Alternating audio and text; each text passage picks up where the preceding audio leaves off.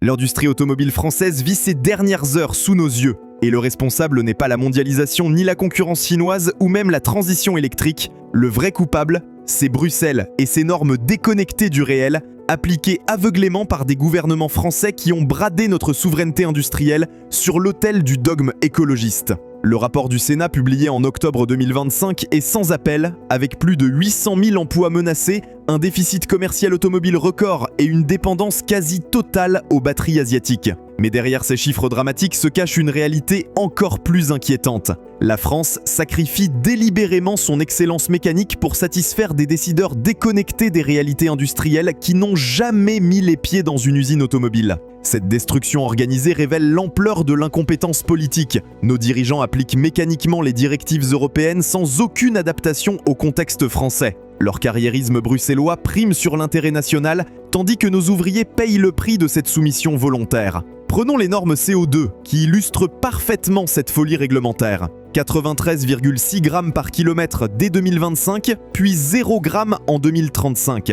Ces chiffres magiques, sortis des cerveaux de Bruxelles, ignorent complètement la physique, l'économie et le bon sens. Pour les respecter, nos constructeurs sont contraints de vendre des voitures électriques à perte, de délocaliser leurs usines ou de payer des amendes de 95 € par gramme et par véhicule vendu. Volkswagen seul risque 1,5 milliard d'euros d'amende cette année. Qui va payer cette facture au final ? Cette pression réglementaire insoutenable transforme nos constructeurs en cobayes industriels. Ils doivent innover dans l'urgence, sans le temps nécessaire aux tests et à la maturation technologique. Le résultat est catastrophique, avec des véhicules qui arrivent sur le marché comme des prototypes déguisés en produits finis. Cette folie réglementaire pousse nos industriels vers des solutions techniques aberrantes. Regardez Renault, avec ses rappels massifs qui témoignent d'une industrialisation bâclée sous la pression des échéances européennes.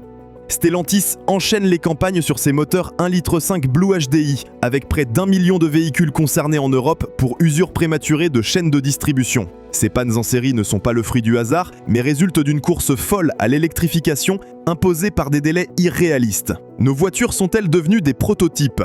L'analyse des rappels révèle une tendance alarmante. Ford annonce 103 rappels en 2025, soit un record historique qui témoigne d'une qualité dégradée par la précipitation industrielle. Volkswagen rappelle 177 000 Atlas pour des cache-moteurs qui fondent. Même les marques premium n'échappent pas au phénomène, avec Mercedes et ses câbles de masse défaillants, ou BMW et son système de freinage continental défectueux sur 1,5 million de véhicules. Le plus révélateur, c'est l'hypocrisie du système européen qui impose le tout électrique malgré l'échec patent sur le terrain. Pendant que Bruxelles dicte ses normes, la réalité du marché raconte une histoire différente. En France, les intentions d'achat de véhicules électriques plafonnent à 9%, selon l'étude Deloitte 2025. Un chiffre dérisoire après des années de propagande et de subventions massives. En Allemagne, les ventes ont chuté de 27% après la suppression des subventions, révélant la vraie nature de cette demande artificielle. Tesla s'effondre partout en Europe, avec moins 60% au Royaume-Uni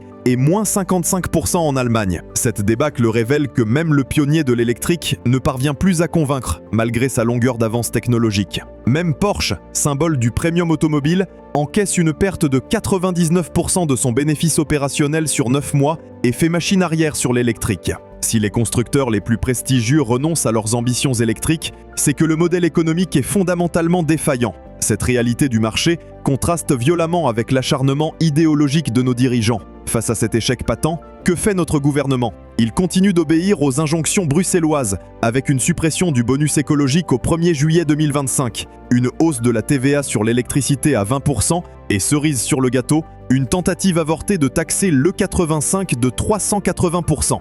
Il fallait pénaliser le seul carburant 100% français, fabriqué avec nos betteraves et notre blé, qui réduit les émissions de CO2 de 50%, sans dépendre des batteries chinoises. Heureusement, la levée de boucliers populaires a contraint l'exécutif au recul. Mais cette séquence illustre parfaitement la schizophrénie gouvernementale. L'État français convertit sa propre flotte à l'E85 pour économiser 28,7 millions d'euros annuels, tout en tentant de taxer massivement ce même carburant pour les particuliers. Cette hypocrisie révèle que nos dirigeants connaissent parfaitement les avantages de l'E85, mais préfèrent sacrifier l'intérêt français sur l'autel des quotas bruxellois. Cette soumission à Bruxelles détruit méthodiquement notre tissu industriel français. L'usine de Poissy ferme 15 jours en octobre 2025 pour adapter la production. Comprendre, Ajuster l'outil industriel à une demande déformée par les normes plutôt que par les besoins réels des clients. Une inversion complète de la logique économique qui privilégie la bureaucratie sur le marché. Nos sites historiques ferment les uns après les autres, remplacés par des importations massives de véhicules chinois bradés grâce aux subventions d'État de Pékin. Nous détruisons nos emplois pour enrichir nos concurrents, car pendant que nous nous autoflagellons avec nos normes environnementales,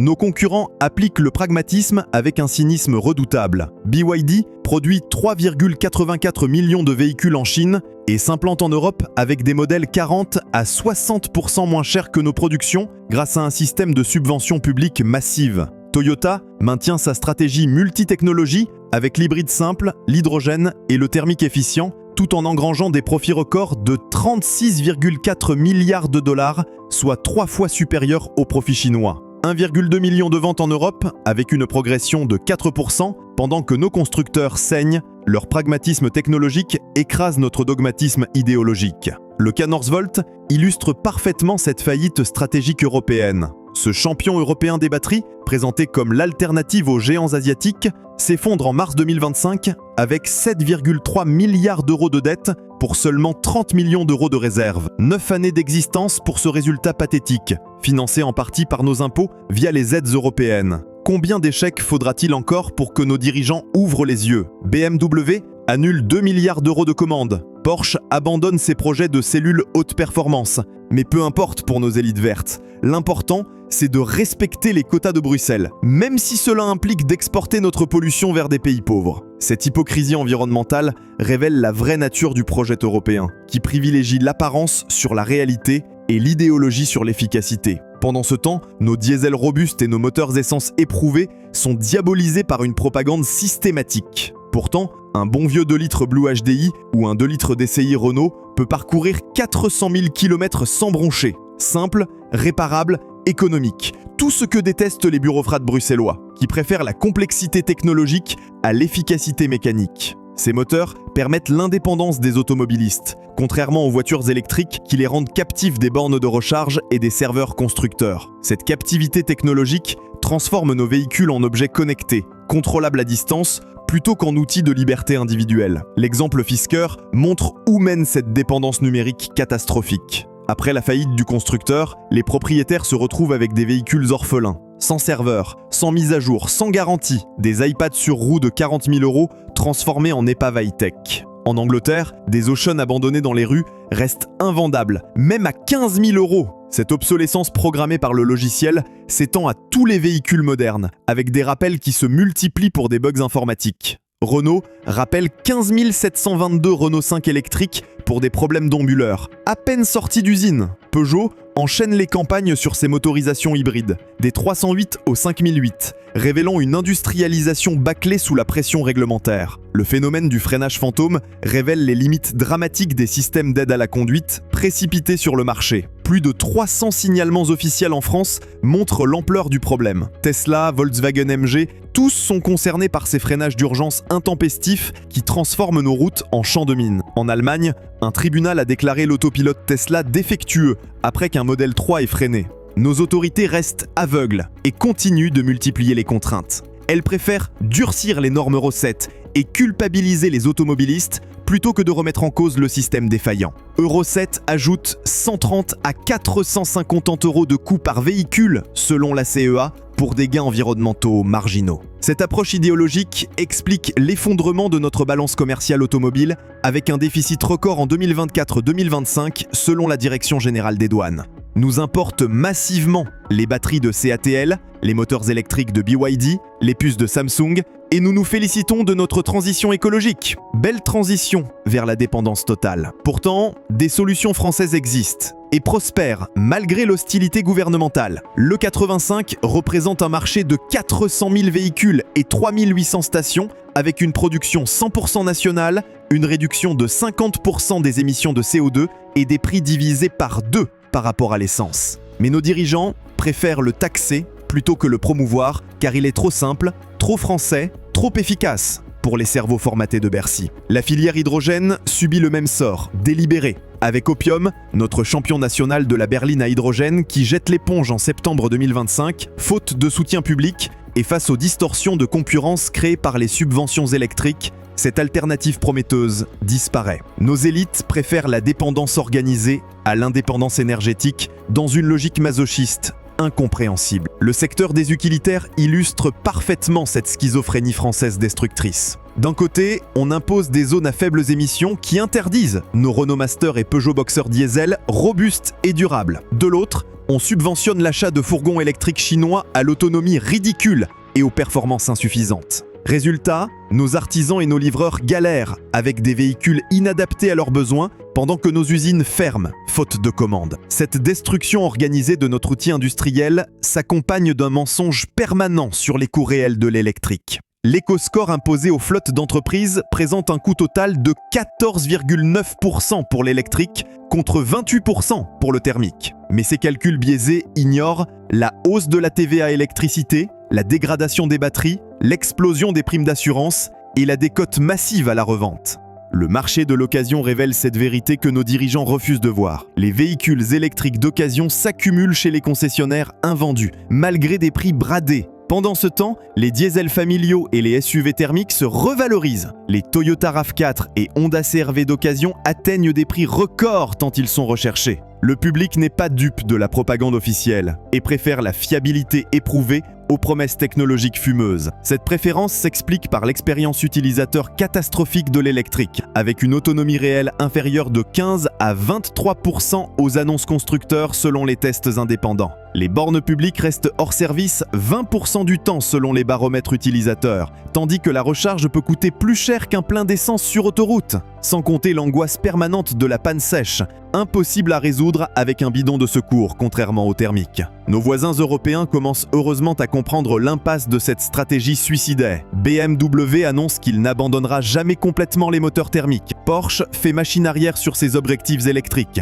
Suzuki renonce au full hybride au profit de l'hybridation légère, plus pragmatique. Même les Norvégiens, champions du monde de l'électrique, avec 84% de véhicules neufs électriques, constatent que leur qualité de l'air ne s'améliore pas. Oslo affiche 95 jours de dépassement du seuil de particules fines contre 35 recommandés par l'Union européenne. Cette pollution persistante s'explique par le poids excessif des véhicules électriques, qui pèsent souvent 500 kg de plus que leur équivalent thermique. Cette masse supplémentaire use davantage les pneumatiques et les plaquettes de freinage en générant plus de particules fines. L'électrique déplace la pollution, il ne la supprime pas, contrairement aux promesses marketing. Face à ces échecs patents que proposent nos dirigeants, plus de la même chose avec un renforcement des normes, une multiplication des interdictions et une culpabilisation permanente des automobilistes. Jamais ils ne remettront en cause le système qui les a portés au pouvoir, car reconnaître l'échec de la transition électrique, c'est avouer 20 années d'erreurs politiques et d'argent public gaspillé. Pendant que nos élites s'entêtent dans leur aveuglement idéologique, l'industrie française agonise sous nos yeux. Stellantis supprime des milliers d'emplois et délocalise sa production vers des pays à bas coût. Renault ferme ses sites historiques.